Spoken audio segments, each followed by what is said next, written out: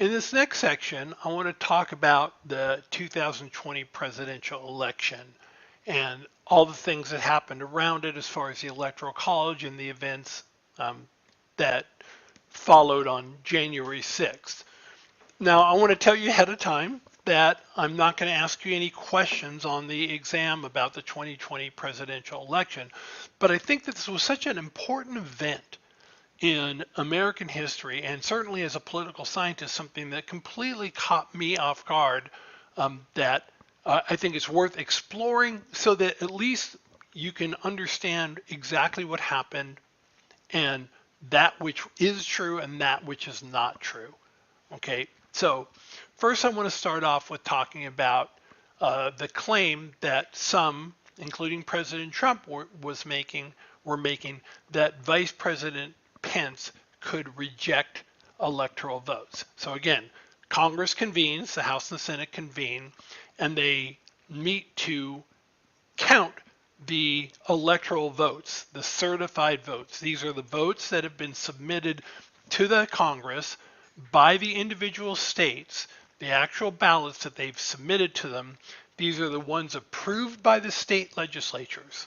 So every single state submitted a set of ballots, whether they voted for President Trump, whether they voted for eventually President Biden. All 51 states plus the District of Columbia submitted electoral votes to Congress. There is nowhere in the Constitution that gives the Vice President the ability to reject votes. That's not his job. His job is primarily, and eventually her job, since we have a Vice President Harris, and we may have future presidents and vice presidents that are female, so I apologize for the pronouns. The job of the Vice President is, as President of the Senate, is solely to count the votes. They have no other role other than that, although Congress does have a role that I want to explain. So first, though, let's talk about, I want to let you listen to a scholar on the executive branch talk about the role of the Vice President. So please set the record straight for us. What legal power does the Vice President actually have over the outcome of the electoral vote? And what is President Trump really asking of him? Vice President has absolutely no power over the count of the electoral vote. The Vice President's role is largely to preside, to hand the ballots over to the tellers, and to read the results. And he manages the process. He doesn't have a substantive part. If the Vice President had a substantive part, Al Gore might be president, because Al Gore could have made himself president. The Vice President has no substantive role in the counting of the electoral votes. The Vice President just presides and resides over the process. And so what is the president asking of him, essentially? He's actually asking the Vice President to violate his oath of office. He's asking the Vice President to act illegally, and worse than illegally, unconstitutionally, in a way that violates the very structure of the presidential selection process. It is sort of profoundly wrong. And so, Professor, at least 13 Republican senators have said they would follow through on the president's calls to try and overturn President-elect Biden's victory today. On what legal grounds do they think this challenge is justified? It's not clear what they think it's justified on.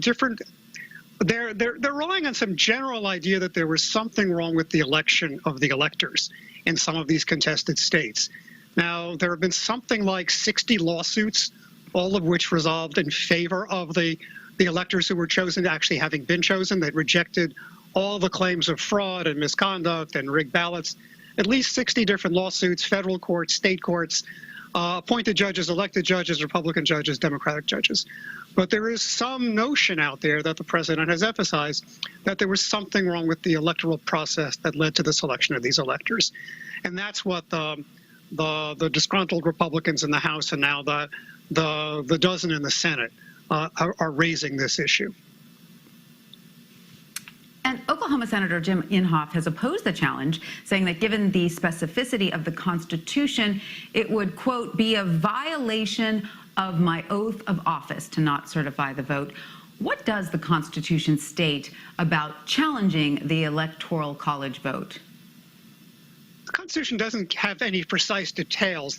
Between the Constitution and the relevant laws, you can only object if you think that the electors either were improperly elected or an elector once elected did something improper. There's no claim that the electors themselves are acting improperly. So it all goes back to the question of whether or not the electors were improperly selected. And that goes back to the fact that all the states certified that these electors won. And each one of them has been challenged, I don't know, as I say, cumulatively about 60 times.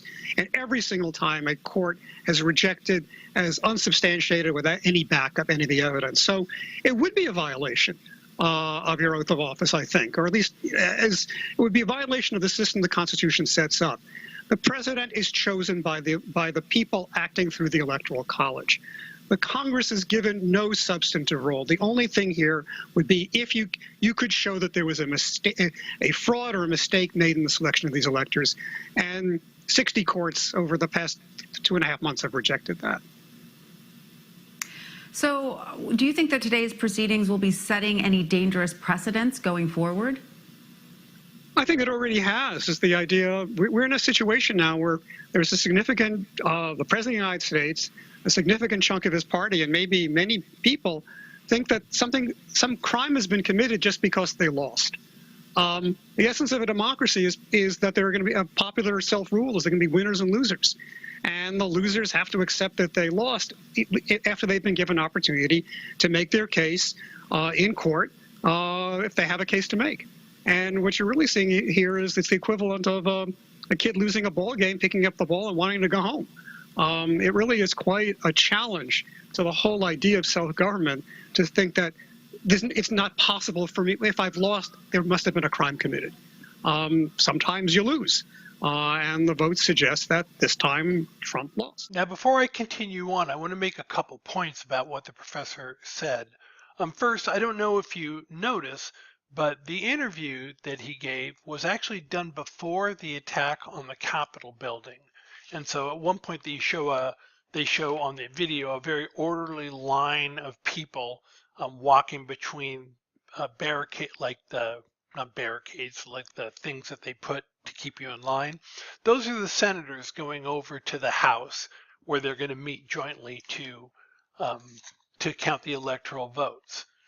The second thing is that one of the things the professor said is he said that Congress has no substantive role in counting the electoral votes. And in a way, I think he's right. But I want to make it clear that if a member of the House and if a member of the Senate object to the certification of electoral votes, they have the right to object.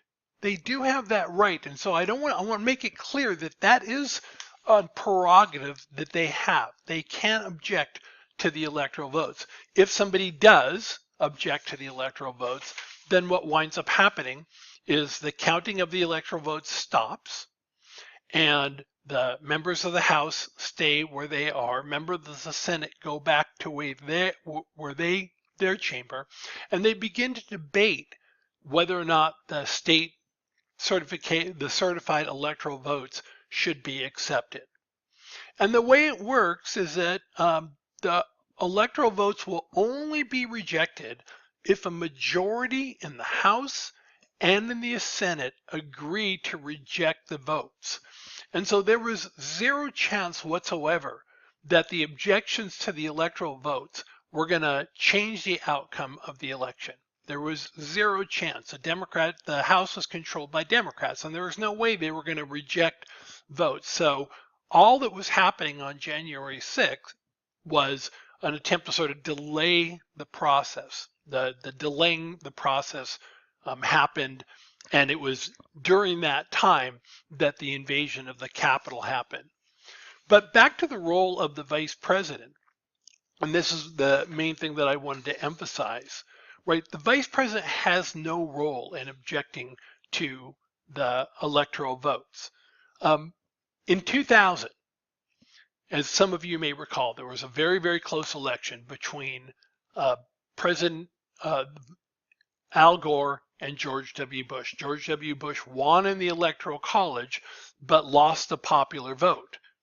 Well, the person who had to preside over the counting of the electoral votes was Al Gore, Vice President and President of the Senate, right?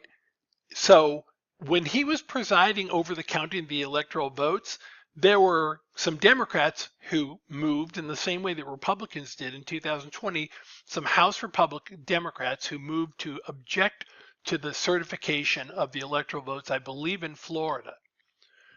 Al Gore asked if there were any senators who had agreed and would also join in the objection. There were none. Not one Democratic senator agreed. And so their motion to reject the votes was ruled out of order, and Al Gore was the one who did his ceremonial role in counting the electoral votes because the vice president is required to do so, and he was the one who announced that George W. Bush was the next president of the United States. In 2016, when Donald Trump won, once again, a House Democrat, a member of the House, a Democrat, objected to the certification of the electoral votes. The presiding officer at that time was Joe Biden. Joe Biden asked the person who objected if there was a senator who objected as well. They said no and started to give a speech about their objection to the election. Joe Biden shut them down. Again, he was vice president and president of the Senate, and they had to sit down, and Joe Biden counted the electoral votes and declared Donald Trump to be the winner. And in 2020, the Republicans were objecting to the electoral vote. So it's not House Republicans were. This has happened before. This wasn't the first time that happened. What happened that was different was a Republican senators joined them. And so what it did is it required the chambers to separate and begin to debate whether or not certain states were going to be whether their electoral votes were going to be objected. Keep in mind, the outcome was already set.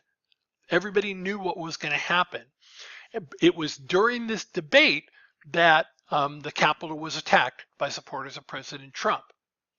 When order was finally restored, right, and they came back, there were still objections that were leveled, but Vice President Pence, who understood what his role was, absolutely refused to leave the Capitol building. He was intent on going ahead and ensuring that the electoral votes were counted and that he met his obligation to the Constitution and his oath of office. And at 3:32 a.m. on January 7th, Vice President Pence declared Joe Biden the winner in the same way that Joe Biden had declared Donald Trump the winner, and in the same way Al Gore had declared George W. Bush the winner. This is how it's a weird process. I'll give you that. It's a weird process, but this is the way the process works. And the people who are claiming that the vice president had the authority to reject electoral votes were absolutely, unequivocally, 100% wrong.